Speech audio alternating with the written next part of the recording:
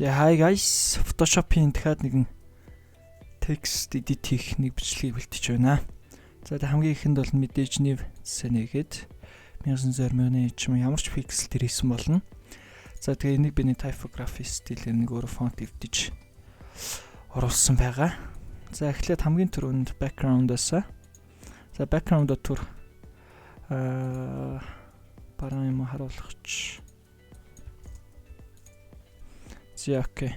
Үүний дараа Photoshop одоо энэ гол текстэн файлаа copy-дод за доор нь оруулангуудаа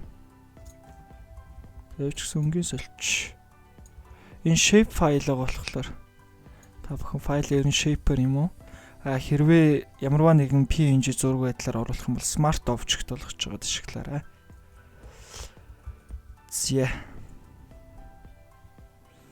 За нэг ийм өнгөтэй болгочвол их зүгээр болж исэн. Үүний дараа энэ хоёрын дунд нэг layer нээгээд энэ хоёрын зай одоо энд байгаа хэсгүүдийг холбож 3D болгоно гэсэн үг.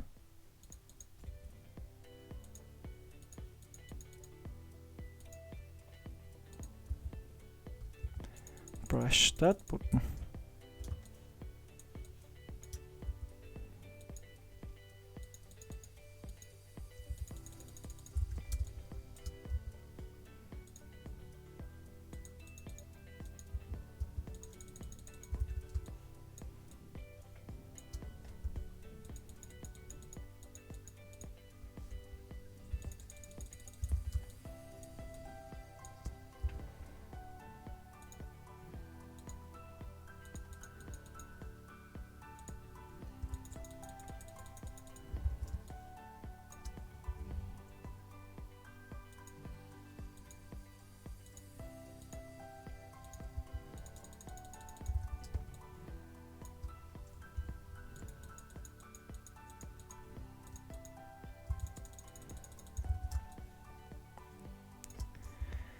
За ингээ brushтай тэнийг нэг бишт болгосны дараа энэ хоёрыг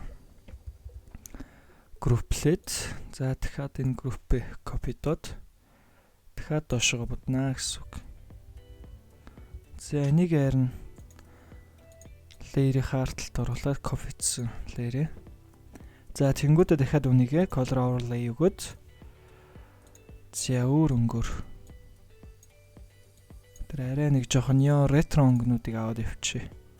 За энийг дахиад copy-дод дахиад хамгийн доотлын layer дээр аваачаад хамгийн артталт нь гэсэн үг энэ хамгийн доор орно гэсэн. Давхургын хувьд бол зэ color overlay сонгосон өнгөөсөө дахиад хөндрүүлч. За өшөө жоохон хүнд ойлгочлох юм. Зэ. За үүний дараа хамгийн дээр байгаа энэ layer дээр нь хоосон layer үсгээд else-хэн дээрээ дараад энэ чинээс энэ хоёрын хооронд жаахан цагаан өнгө дээр нэмээд өгөх хэрэгтэй. Тийм бол текст маань арай жоохон гялантай цэвэрхэн харагдана гэсэн үг. Brush-ын size-ын томсголоо opacity-г 50 юм уу түүнээс дээш хөлбөрөөр багасгачихна. За clip хийлээ. За энэ хэсэг маань арай жоохон тодулж ирж байгаа. Зя. Ийм болчлоо гэсэн үг. Дахиад энэ layer дээр энэ чинээс өнгө соруулаад жоохон боруулгоод текстнийхэн доотлын өнгөн хэсгүүдийн жоохон бороор. За ингээд ирэхлээр файл маань өөрөө ихгүй. Амлаад ирж байна гэж ойлгож байна. Зя. Үүний дараа үндсэн энэ хоёр layer-ийг за үндсэн энэ гол shape-тэй layer дээрээсээ blending options-аас inner glow өгнө. Inner glow-ийн blending mode-аас liner dodge өгөөд opacity-г нь ихсэх юм бол илүү тод харагдана, багасгах юм бол илүү хүдэх харагдана гэсэн. За дундуур нь за noise-ийг нэмэх юм бол илүү барцгар болж ирнэ.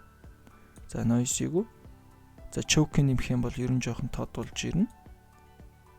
За нэг баг зэргийн жаахан тод болгочих. За ингээд за арай жоох нэмэх юм байна. За ингээд бэлэн боллоо.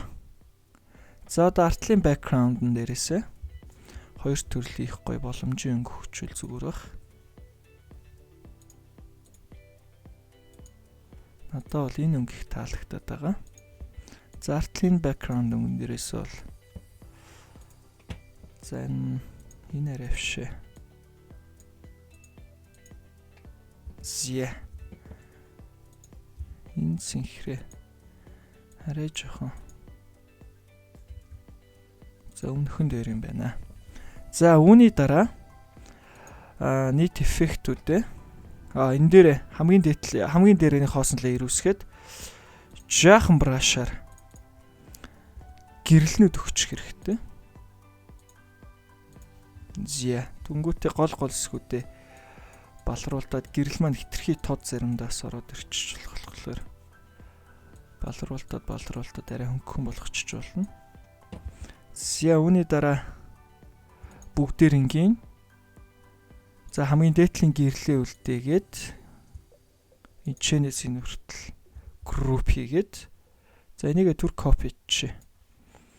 За энийгээ нүдийг хаагаад харагдахгүй болгоод энэ дээрээ control E үсгийг дараад нэгсэндээ энэ маань өөрөө шууд зургуулчих байгаа гэсэн үг. За энэ дээрээс filter gallery-г сонгоод plastic wrap гэсний сонгочвол илүү биетэй их цэвэрхэн болж ирнэ. Деталийн их болох уу, бага болох уу гэдгийг энэ чинээсээ бага байгаад ирвэл илүү гоё том боогод ирнэ гэсэн үг. Smooth нэмэх юм бол илүү хийлцсэн юм шиг биетэй. Тэгтээ нэх гоё харагдахгүй байна. Энийг төр smart object болгочоод яахгүй л өгсөн эффектүүд маань харагдахгүй байх шиг байна.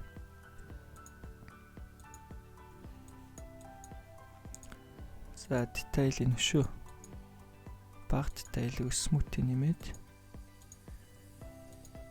Зя одоо нэг гилаагаад гилтаагаад ирж байгааз. За үүний дараа үндсэн энэ файлаа явуучихсан дэвшлүүлчих. Энэчнээс за энийг хамгийн дээр нь тавиад background хүртлээ бүгдээрингийн control E үсгэн дээр дараад нэг layer болгоод за үүний дараа camera filter хэсгээс өнгөнүүдийн солио явуучнаа гэсэн үг. Илүү ретро болгоход л зориулагдсан хэсэг шүү дээ.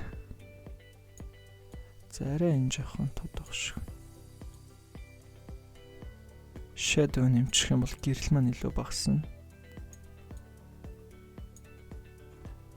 За clarity хэсгээр илүү барцгар болгож өгдөг байгаа деталийн тод. За hue vibrance saturation хэсгээс өнгийн илүү тод болгож болно гэсэн үг.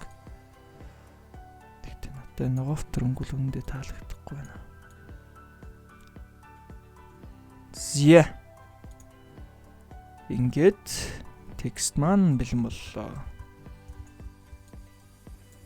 Зя guys дараагийн бичлэгээр дахиад өөр ийм Photoshop tutorial-ыг оруулах болно. Сонирхолтой байвал сувг дээр мань сав дараарай. Тэгэх юм бол илүү их тогтмол бичлэх их урам зоригтой болт юм билээ. За бай.